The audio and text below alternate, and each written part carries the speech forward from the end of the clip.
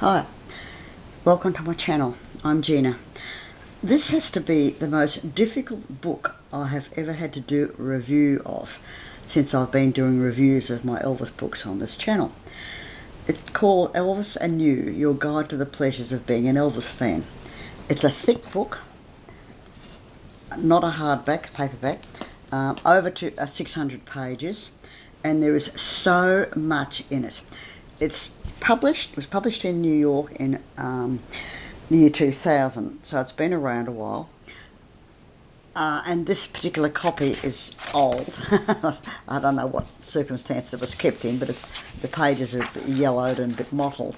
Now, I paid $20, or around about $20 for it, because it's condition. I know there are still plenty of copies on the internet where it's probably in much better condition, but I didn't know anything about it when I bought it. I just saw it online. I thought it looks interesting.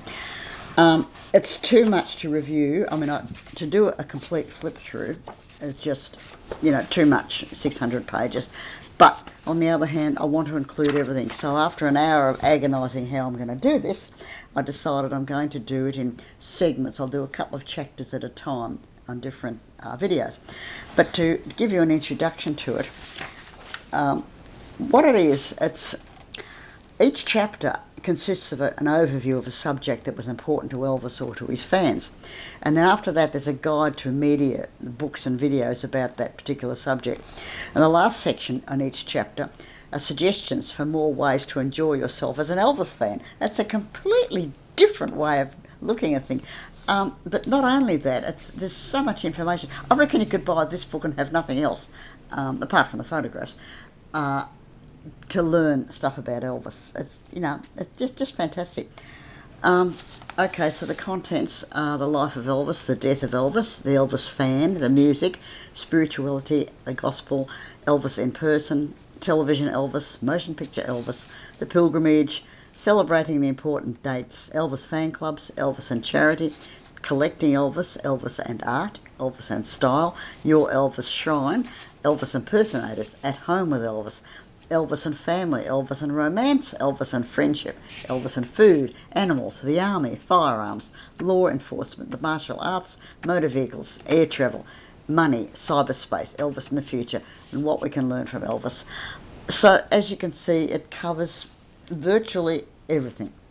It really is an incredible book, and I'm just wondering if I've had a look on the internet. I can't see where there's been some sort of an upgrade, because 24 years since this was published, and the internet was still in its infancy, but this book still has many references to websites. Some of them might not be operative anymore, but you have to spend a lot of time searching to see if they are. Books, I thought I had a lot of books, but there's a lot of books listed in here. And that was again up to the year 2000, because as we all know, there's more been published since then. Contacts of fan clubs, hundreds of them. They come and go. Well, maybe they don't, I don't know. I mean, the Elvis Fan Club of Victoria has been going for 51 years. I just want to read out a few things to get this one going. The preface. As fans, we've always been fascinated by Elvis. Listening to his music and studying his life have held us in thrall for most of our own lives. But equally as fascinating are all the ripples his presence caused on Earth. Ripples is not quite powerful enough. It's more like tidal waves. He retooled the entire landscape of the 1950s, and no person since then, no musician or entertainer, can function entirely outside the consequences of what Elvis accomplished. The tidal wave continues, and we continue to be riveted. His fans, in unimaginable numbers, have never given up on Elvis and love him as much as they ever did. They have formed hundreds and hundreds of fan clubs and raised money for charity in Elvis's name. The annual ritual of visiting Graceland on the anniversary of Elvis's death is newsworthy every time because of the tens of thousands of people who attend. New and young fans come under his spell at a surprising rate. To this day, his music releases sometimes still make it onto top 10 lists around the world. A day rarely passes in which you don't hear his name. Remove any one element of Elvis's legacy and there'd be an enormous hole in our culture. When we started to write Elvis and You, we just intended to decipher it all, especially the relationship between Elvis and his fans. We wanted to capture what it is that attracts so many diverse individuals to Elvis, and what it is that keeps this multitude faithful to him. There are so many questions whirling around the Elvis phenomenon. Why are some fans so zealously devoted? Why do some collect every single recording of his music? Why do so many fans raise money for charity in Elvis's name? Why are people compelled to visit his home every year? What motivates some to acquire almost everything Elvis, his CDs, films, books, his image on plates or velvet? Why do some seek out impersonators in the hopes of experiencing a vestige of Elvis's thrill? Why do millions of people consider Elvis an important part of their everyday lives, decades after his death? In short, what is this about Elvis? We hope we've been able to shed at least some light on these questions. But ultimately, it doesn't make any sense to define Elvis and his fans, because the answers can't be neatly pinpointed, analysed or packaged. There'll always be some mystery to it, and that's part of the appeal. Let's see, the idea of Elvis and You is to give the reader a deeper appreciation of Elvis by getting to know some of the things that he enjoyed and loved. We celebrate all the characteristics that made Elvis who he was: musical, spiritual, quirky, daring, fun-loving, extreme. We suggest all kinds of ideas on how to get a little or a lot more Elvis into your life, no matter what kind of fan you are. We've created a guide to visiting, navigating, understanding and enjoying the world of the King by presenting information, activities, projects and adventures to enhance your Elvis experience. Admittedly, we've written a biased look at the Elvis scene. We're not trying to hide the fact we like Elvis. We like him a lot. And we like the other people who like him a lot. Yeah, and so it goes on. So, Elvisology, collection of facts, stats and trivia that Elvis fans should know. Elvis Education is a bibliography and guide to other media that has been selected for each chapter. Books and videos are chosen because either in their entirety or in a good portion you can learn much more about the topic than we have space for. The Elvis and You experience in the final chapter, final section of each chapter are suggestions for more ways to enjoy yourself as an Elvis fan. The quote boxes sprinkled throughout the chapters are quote boxes that contain comments and testimonials from fans and other people. Okay, so I'm going to I've picked out a few things I'm going to read out to you. I'll do a quick flip through maybe just at this first chapter, The Life of Elvis. Okay, so there's photos, let me see, photos of his house, his school photos, facts about him, photos of him starting out,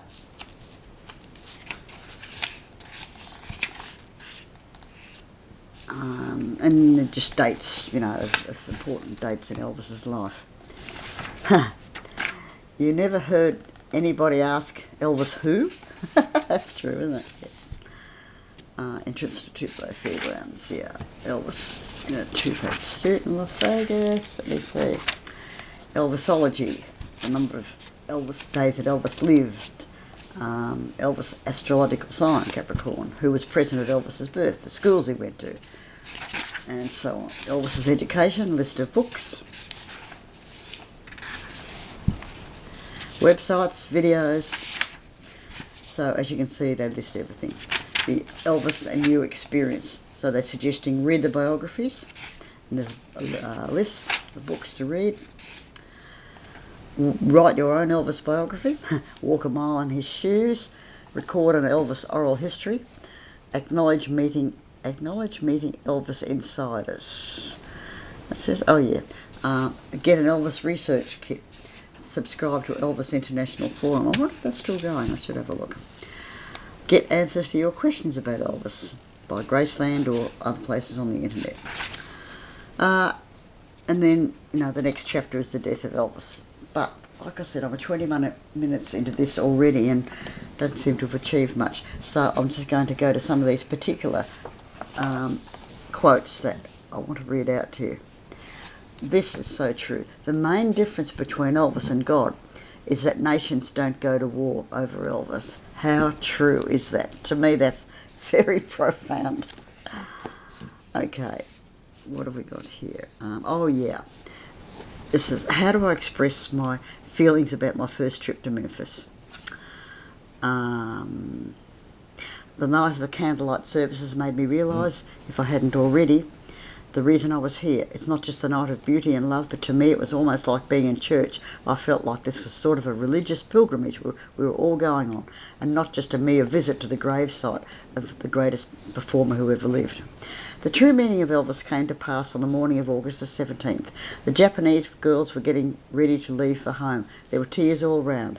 As we left the gravesite, the Japanese girls bowed and placed their gifts on the stone. One of the English girls was standing by the pillars sobbing. As we walked down the driveway, we were linked arm in arm. Japan, America, United Kingdom, Germany, Holland and Canada. It was the saddest but also one of the most beautiful moments of my life. To me at that moment, that is what coming here to Memphis and Graceland is all about. I never felt so loved or felt like giving love in return as I did on that morning. My life will forever be enriched by it, for it will surely never be the same again. If we now all go home to our respective towns and countries and carry back with us Elvis's love for mankind, maybe we as Elvis fans can in some small way make this world just a little bit better place to live in. Elvis gave us all his love. Now let us go now and share it with the world. That's true. It's something that has always struck me too, that, you know, the people around the world, the variations or variety, whatever you want to word, the cultures, the religions, the skin colour, so many people, and they all love this one American man. Okay, oh, this is interesting too, this bit I've got here. Ray Walker from the Jordanaires. The happiest we ever saw Elvis was when he bought that ranch. He had brought some horses down there and he was exercising. He looked great and he felt great. As I remember, he even let his hair go back to his natural colour for a while. He walked in one day, and I remember reading this in this book, or one of the books I've got about him. Walked into the kitchen one morning after he'd been for a ride. He had a tan and we couldn't get over how good he looked. We just stood there and stared at him. Finally, he broke into a smile and said, "Shall we dance?" I guess he got used to being stared at, but on the other hand, wow. And then I've got one more bit that I want to read. Oh, Elvis in the Future. Bearing in mind, this is written 24 years ago. What does the future hold for Elvis? Elvis affected the fans in a way they weren't accustomed to and certainly didn't expect. Fans, and others too for that matter, have not only kept Elvis's memory very much alive, thereby ensuring him a future beyond death, but have kept the flame burning and given him a very lively afterlife and genuine immortality. And then down here, in many ways, Elvis is more popular now than when he died. There is a sense of permanence to his presence in our culture. Certainly enough time has passed to prove that his enduring popularity is neither a fad nor a phenomenon that is going to go away anytime soon. His music and his image are still very much with it. I just don't know where to start with this book. It really is, it's amazing. I'll just do a close-up of the back cover and you can read that, what it says. The Elvis, a new experience. Sorry about the glare, bit of a glare from, it's not even a light, it's the skylight, the sun coming through.